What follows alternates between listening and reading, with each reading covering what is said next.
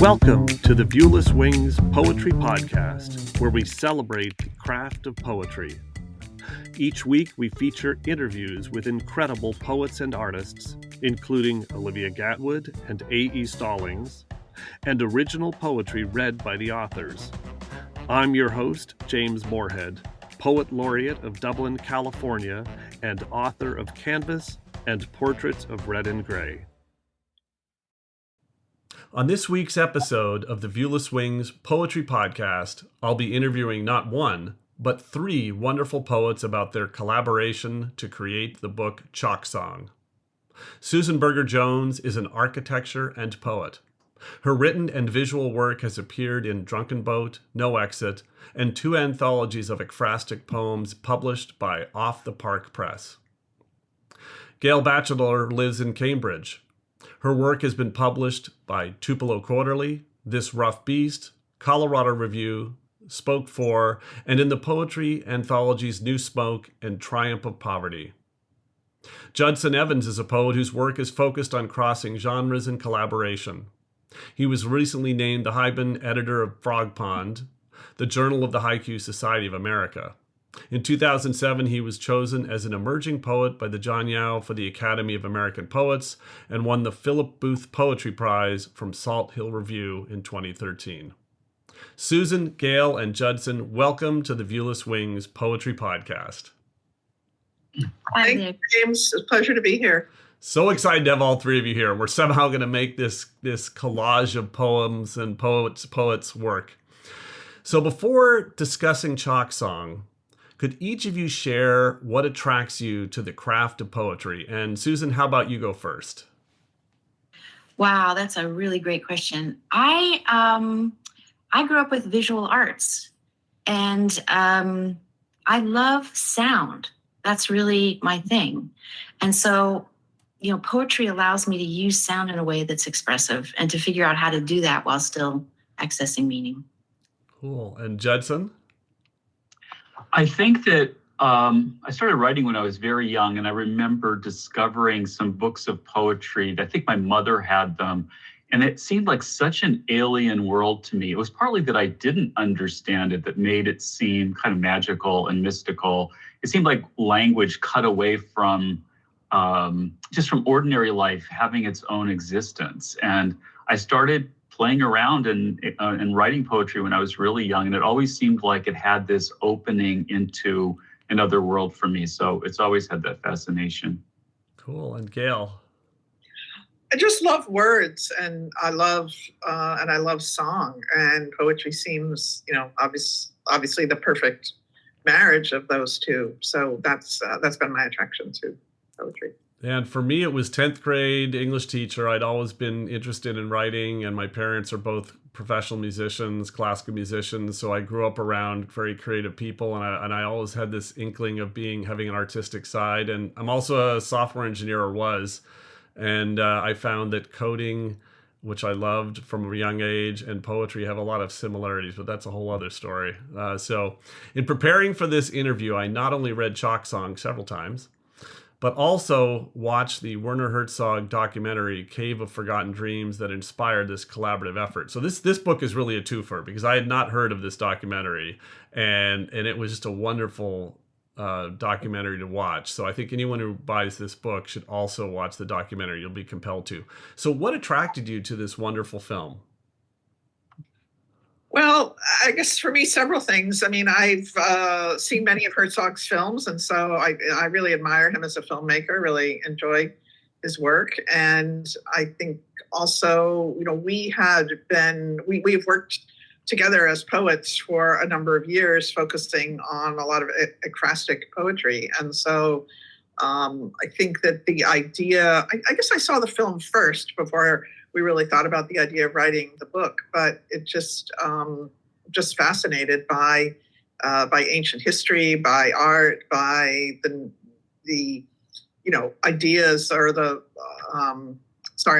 by the idea that we don't know that much about the people who did the paintings. But so there's a mystery. There's mystery there that just, and I don't know, it's just a beautiful, beautiful, beautiful artwork. So maybe then Susan and Judson respond to this, building on that. What was your first reaction after watching the film? Independent of it becoming an inspiration for poetry in a book. Yeah, well, I mean, first of all, Judson is still, I think, teaching classes on the cave. So like that was a huge layer for us.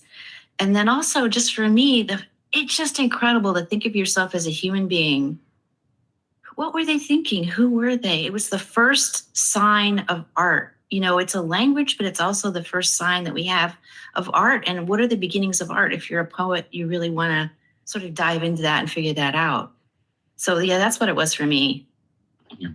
Yeah, for me, I think this sense of communication across this enormous gap of 45,000 years, the whole question of how a handprint on a wall could still touch us and how we can communicate something in a sense, something beyond words, because of course, these are all kind of visual gestures, but it was really inspiring to think about how the cave wall itself somehow contained that tactile impression of people so far away. And also the sense of time, how time collapses, the sense of how the acoustics of the cave, in the sense of, we learned that there were the places where the paintings are the places that are most acoustically live in the cave. So we know that there was music.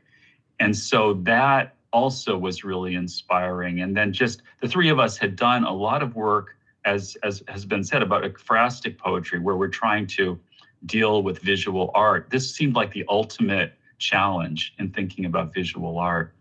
And my takeaway was one of the reasons I was determined to publish my first book a couple of years ago was to get some permanence beyond my mortality. And I work in the tech industry as my day job, where everything you work on will ultimately be, the word used in the tech industry is deprecated.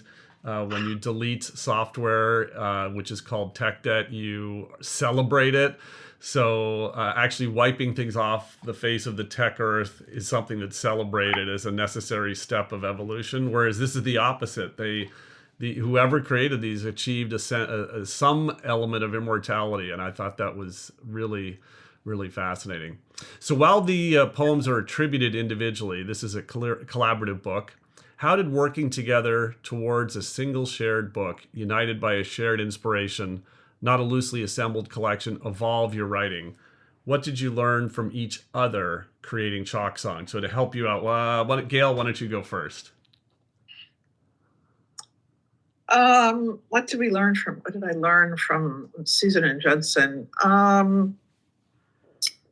think that, I'm very inspired by both of them as poets, and as people. So I think that the willingness to, kind of jump off, frequently jump off a cliff in terms of experimentation and idea and engagement on so many levels. There were so many instances where our method was to share poems with each other, and then we would comment and critique, or steal lines and sort of jump off that way. And I was always so really in awe of what they brought, to my poems and what they took from them. And so I think I just learned a lot about experimentation, investigation. Those are a couple of things. So Susan and Judson, I'll nuance this just a little bit more. Were you about to hit send to your colleagues and then stopped because of what you were learning from them, and it changed the nature of you thinking of when a poem was ready to be shared because you had these two collaborators you were working so closely with? Well, I'm going to jump in because we're all so different and our process is so different. And it was incredible to be in a situation where you didn't have to worry about that ever.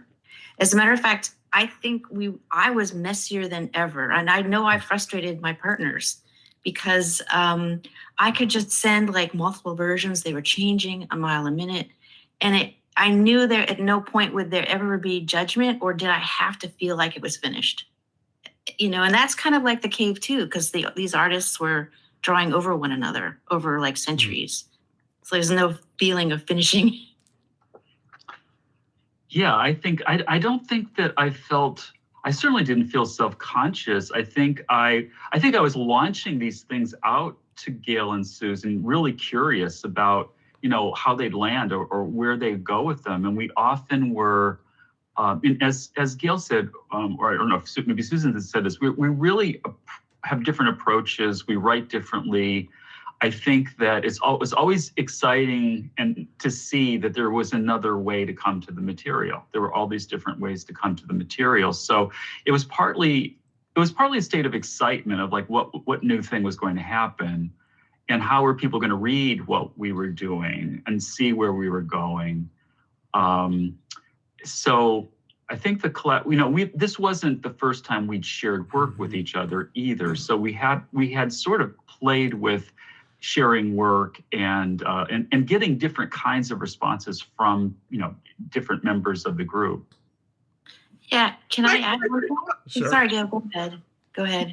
Yeah, so we're kind of like, so in the film there's this group of people who are investigating the cave. You have filmmakers, you have anthropologists, you have the perfumier, and we're like that, right? So we were all in the cave together, investigating and bringing our own perspectives and learning from each other about sort of what did the other person see, and how did together we create some understanding or meager understanding, I think, of what that was all about. Yeah, I was going to say, it adds to what Judson and Gale are saying, and that is that it's just surprising. You get a poem from someone about something you looked at, and it's completely different than your point of view. Mm-hmm. And then how do you add to that? How do you respond to it? That's the interesting thing. I mean, one thing that definitely reading this book, it makes me hungry to do a collaborative effort with another poet. So that's in the back of my long to-do list. Absolutely.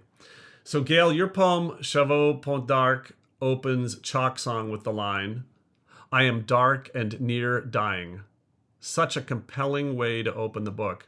How did the three of you approach ordering and editing the book and making critical choices, including which poem should lead and which line should lead the collection? Wow. I have to say Judson and Gale are better at that than I was. They really were. Well, that was I think the first poem that I wrote, first or second that I wrote, not really thinking about it, might be first in the book, but I think we chose that poem because I'm just have to look at it. I should have it memorized. It's only several lines, but, because it's situated, I think it situated us in the cave with the voice of really the voice of the artist, the voice of the animal in the drawing, and the sort of the cave itself. So that's an answer, at least to the first poem. Do you want to guys jump in on the ordering? It was a big challenge.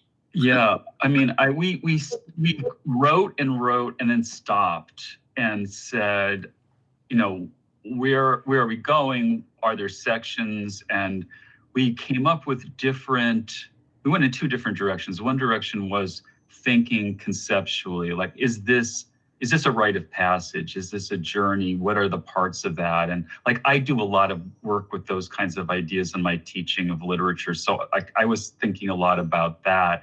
But then we also went in the opposite direction of just taking something that was a detail and using that as kind of a heading. So like Bow is the name of one of the particular poems, but then Buried Constellation was just kind of a concept that we threw around this. And so sometimes we went with big picture plans of rites of passage, separation, ordeal, reintegration, that kind of, or thinking about kind of Blakean or Gnostic ideas of, innocence, experience, organized innocence. Like, we played around with both conceptual things and then also just intuitive ideas that these poems belong here or there. I mean, the first poem I wrote, I believe, was Microbiome, which ended up being the last poem in the book. And I think, with that poem, I think we all felt like that's a poem that feels like it's late. It's late in this whole process. Mm-hmm. And other poems had a sense of earliness to them that are connected with our sense of the beginnings of human consciousness or the kind of waking up of humanity. So there was that was part of it too. Great. Well, many of the poems in this collection mix concrete images from Cave of Forgotten Dreams and surreal images. Judson's poem Enchanted Entropy is one example. You write, or enumerate smeared torch marks of river music under the bow of the arch with 5,000 years between each page of sheet music. Was taking the documentary film imagery in surreal directions a conscious choice or just something that happened organically? I think it has to do with just our attempt to get this material into language without trying to describe. Mm-hmm. So we all had done, our work with John Yau. John Yau, as a teacher and poet, is someone who is very interested in avoiding pure description in language or too literal approach to language. And we, in working with ekphrastic poetry in particular, so John threw down this kind of gauntlet to us as a kind of test to say, painters are out there doing some really amazing work in the contemporary world. And can poets go in that same direction? Is it possible to write about works of art without describing them, without narrating, in a way where you take language and you make language itself have that volatility, that sense of color and power.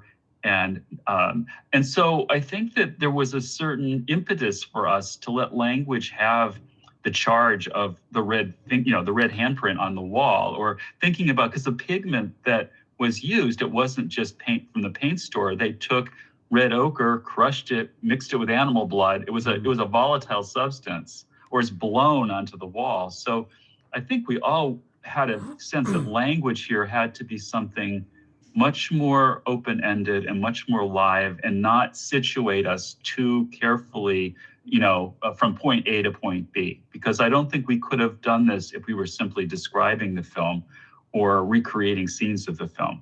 The film exists, it has its own reality. Yeah, I was going to say it's the same thing, but instead of talking about something from a distance at it, you talk from it, and then the language rearranges itself. Mm-hmm. Yeah, one of the things I remember John Yau, when we were in a class with him, saying the assignment was to write about a painting or an artist, and he said, imagine you're an ant walking across the surface. What do you see? And I actually stole that and put that in one of my poems. And so I think that, that's the way, both the method and the reason, I think, that you get to surrealism. Yeah, the bird's eye view and the ant's eye view is a great way to think about it. I love that. Mm-hmm. So the middle section of the book includes 3 field entry poems authored by Susan, related by different forms of enumeration and inventorying, but still distinct.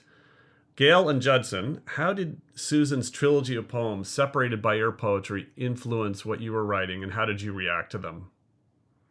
That was really a departure. That was an exciting moment in the process. And I think it pushed me to think differently about what I was doing. I'm trying to think now it's hard to remember exactly what I was writing when Susan was writing those, but I think that it made me think maybe a little bit more structurally about cosmology. Because we're interested in, I'm thinking now of how some of the poems got a little bit more into cosmology for me, thinking of the structure of the universe. And I'm just trying to think specifically which poems, but it definitely reset things for us. Which is your poem? It's called Zoomorphic? Zoomorphic. Zoomorphic, yeah. That was a poem that I think was influenced, because that's where I was really thinking about the cosmology and how it was being invented, and the different layers of reality, and the stars, and in relation to things in the cave. I think for me, it really highlighted this idea of investigation, and that you could sort of peel away any preconceived idea of experience, so that I mean, Susan was giving things names and labels, but there was no, it was almost like without context in a way. So it really created a freedom, I think, to be in that experience, and it amplified the sense of unknowing that we all were, grappling with, I think, as we were in the project. Not really knowing, what were they doing and why were they there and how did they, and I mean, we knew some about how they did it from listening to the scientists in the film, but so it highlighted the mystery. Yeah, I thought those poems were like they were both concrete and ordered, and yet mysterious and abstract and surreal at the same time. Another thing too is that it was a sense of form. I mean, we didn't write these poems. We didn't set out to write these poems in any specific form. But when Susan introduced that distinct formal dimension, I think we responded to that. Like I wrote Dower Stage with a kind of refrain line. I think that definitely made me think about using something a little bit more formal. And so with Dower Stage, I used a refrain line that kept shifting. And I think then I played around with a kind of sonnet and so forth. So I think it did trigger a little bit of thinking about form. So just a couple more questions before I hand the mic over to each of you to read selections from Chalk Song. In reading this book, I was reminded of the Beatles' song A Day in the Life, where separate songs by John and Paul came together into something more when they shared in the studio. Can you share examples of poems that you wrote that became something more because of this collaborative writing effort? If there's a particular example where you feel like you got to a place you may not have gotten to otherwise. Wow. Such a great question. All of them. Okay. Go ahead, Susan. I'm going to try to think specifically. Well, I steal a lot. I steal a lot from both Gale and Judson. And there were moments when, like the sonnet that I have at the end, which is a form, it's actually, the idea of it's taken from John Yau. And I changed the title and I did my own poem. But a lot of those lines and a lot of the images come from Gale and Judson. And it sort of felt like it wasn't really my poem. And that was a really great feeling, I have to say. And then when looking at Gale and Judson, there's a moment when they have this interchange in their two poems. I forget what they're called, but it's I call you this, I call you that. And those two poems together to me are just absolutely amazing in how they're transforming each other. That's how I feel about them.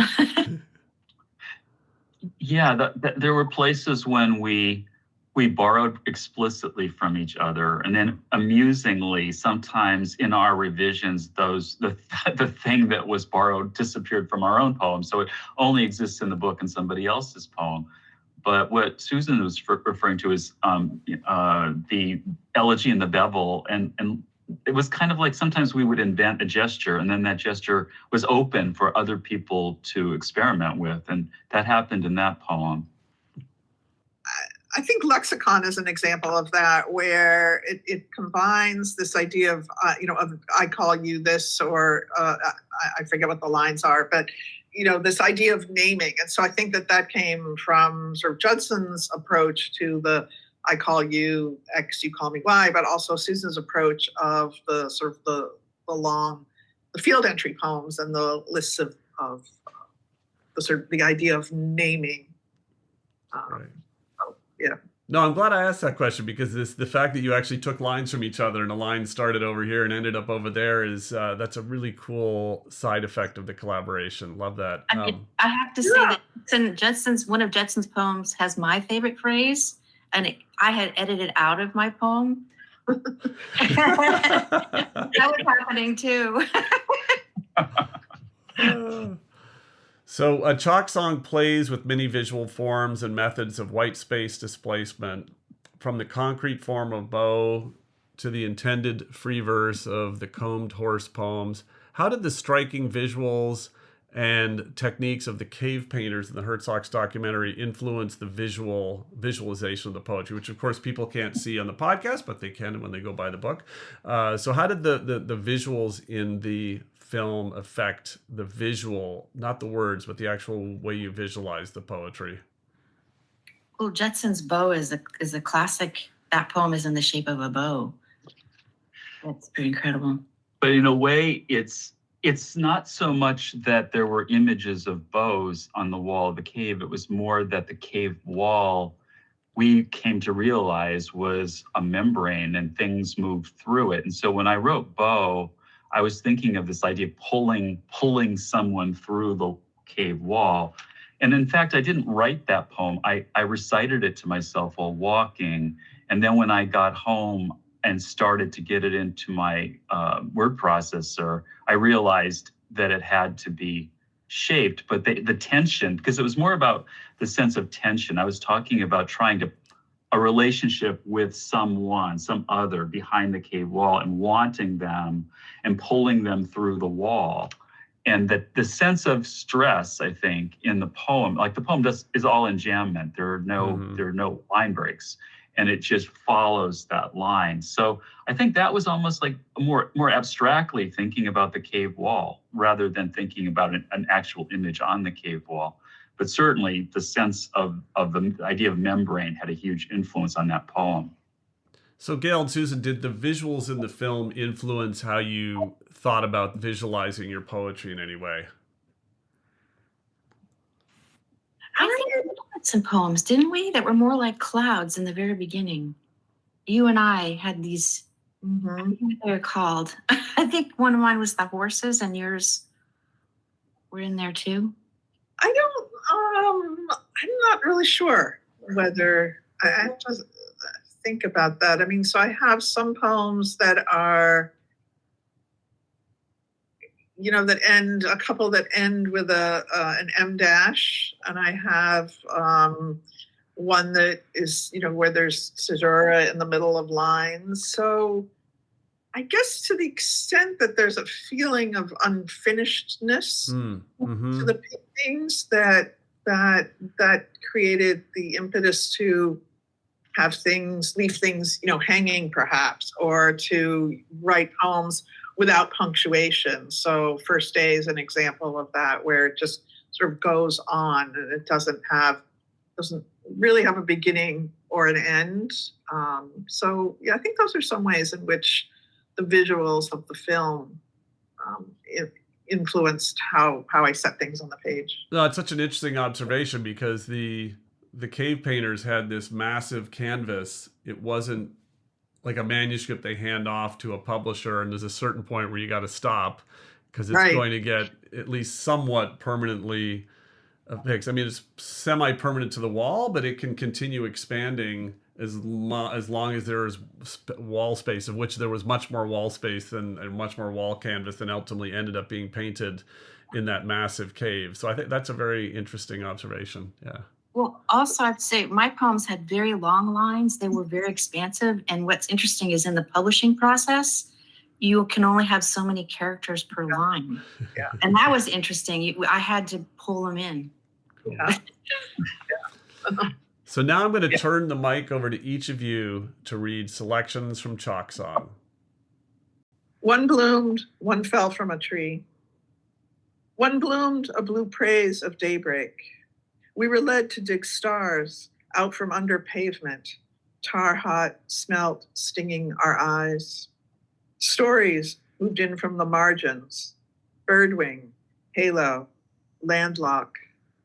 You lifted saffron from the crown of an acorn, crayoned negative handprint to ton.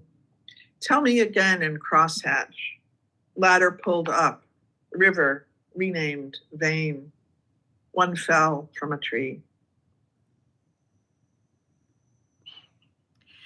My tattoo parlor. By the end of the Iron Age, I was gliding off the tundra, bouncing from my sugary afterbirth. I thought that the belly of my mother had held me, but no, she had simply stenciled me into her underpants. Her wounds made many cuneiform rounds after I was born, so I was gentle with her. I drew blue skies over her storms. I hopped in and out of her song. One day she ate winter and then drank the sea. I asked the sea, will my heart clog the inside of a cockle shell? Will I learn how to eat without mauling sunlight? Am I made of bird gas, airy and fresh? The more I threw the sky into my eyes, the more the earth blued. The more I hummed to blue, the more raindrops shattered. Stars fell to each side of the pond, as if light was icing for our universe. I fluttered away, past currents and ferns, under sudden downpours flooded with fur, soft jewels soaked in the shades. It was blueberry season. I laugh now as the sky still spreads long, tangled with crows and summer's sediment. Bare leaves loop through base elements in a mess of mouse dew.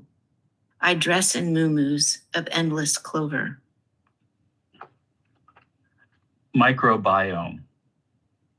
We have sealed rooms already contaminated by our thought, setting up a lab in the midst of our imprint. Did you put your face shield on, which is nothing more than surface and overflow? Did you pocket the telescope arm of your action, arson, sequestration? What we found was more than ancient echo, spotted horses, or starfish symmetry. One of the things that won't tame, that won't translate, won't cooperate, won't draw itself because the mirror will never be invented, because escape hatches, exit ramps will never be invented. We were already there at the source of contamination. The altar was the first machine. Already irritable for the more, the making means of, the fallen soft ceiling of spores the size of whims, the most auspicious antlers as candelabra, as time capture, as whole flash fiction. We did not set out to study cave art or hang ourselves from the cave mouth. The guts of the question contained the bacterial answers. One of the things that won't be rendered innocent, innocuous, one of the things that won't be renditioned. You can't draw yourself out of the rock. The footprints collapse into deeper footprints. We have sealed the rooms. There will be no further questions. So it's so wonderful to hear all three of your voices after reading the book and imagining your voices. So that was wonderful. So just two more questions. And this first question is for all three of you to discuss and debate. Given how many hours you spent exploring and imagining the artistry of painters from tens of thousands of years ago, with so much of the context lost, how do you hope Chalk Song is interpreted if discovered by explorers tens of thousands of years from now? That's a great question. Oh my goodness. Hopefully it hasn't rotted. I don't know. I kind of imagine okay, this is a strange image, but we've gone back to tribal times, right? Because our civilization has collapsed. Someone finds this book and it's somehow not rotted, and they're around a fire and they're drumming and they're trying to understand it because they no longer understand the language, and maybe holding on to a few phrases and making them their own. Yeah, the whole experience of writing this book caused me to create a class that I teach now at Berkeley about cave paintings. And one of the things that I kind of came to was the notion that we might have an easier way of understanding the cave paintings now because of the way art has become so unleashed from all the conventions and traditions. Now that we have art that is scatter art, or art that is done by people other than the creator, or art that is installation, and maybe in a certain way the idea that someone would discover this and would feel like some kind of long reach back, that that somehow that those first handprints are still being still echoing into the present in some way. I guess my hope might be that the poem would, the book would exist sort of separate from its source, and so that in the same way that we investigated the caves but really knew nothing about, how they came about or what they were doing or why, that the people would pick this up and it would exist as a mystery to future people to say, well, who were these people and what was their society and what were they about? What were their tools? What were their, methods? And so just to be open in the way that we were to looking, listening, and understanding.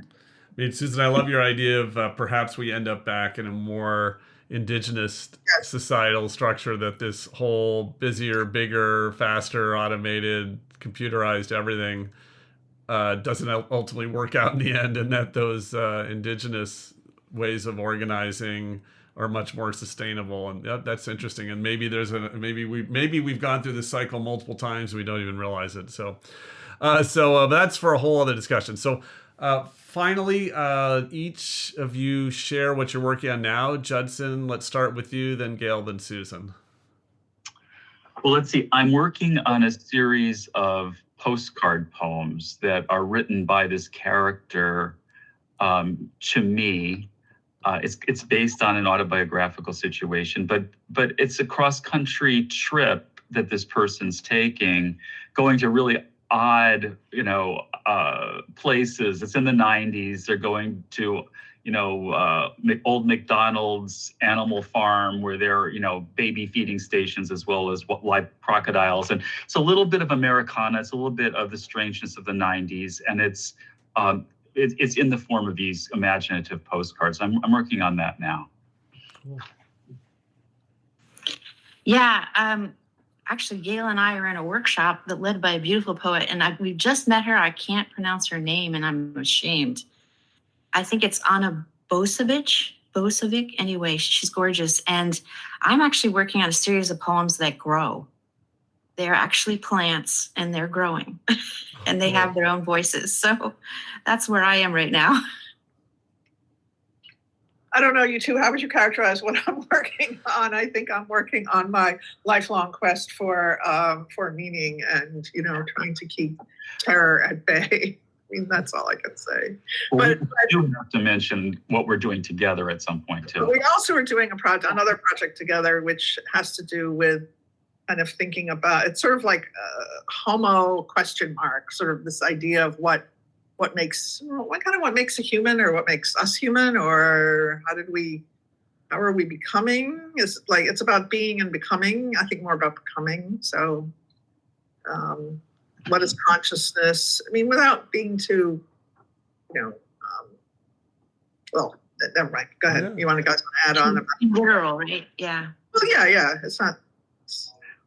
Well, one question that comes up in the cave in the documentary is, one of the anthropologists says, well, Homo sapiens sapien, that's not the right term for humans. We're not that smart. He says maybe Homo spiritualis. And we're kind of throwing around, like, what other names could we come up with? And playfully, we've been experimenting. Some people like Marx came up with the idea of Homo laborans, like we make ourselves through our labor, or this Dutch historian had Homo ludens, we're the game players, we're the players. Or Homo dustpan or something. Right. Exactly. Or Homo head in the clouds or something like that. Yeah. So. Well, I look forward so much to what each of you are coming up with individually and collaboratively in the future. I so enjoyed Chalk Song, and I encourage those listening to now that you've gotten a little taste, to experience the entire book. So thank you so much for sharing your poetry and your voices on the Viewless Wings Poetry Podcast today. Thank you so much. Thank you. It's been a pleasure. Thanks for such great questions. Yeah. Yes, absolutely.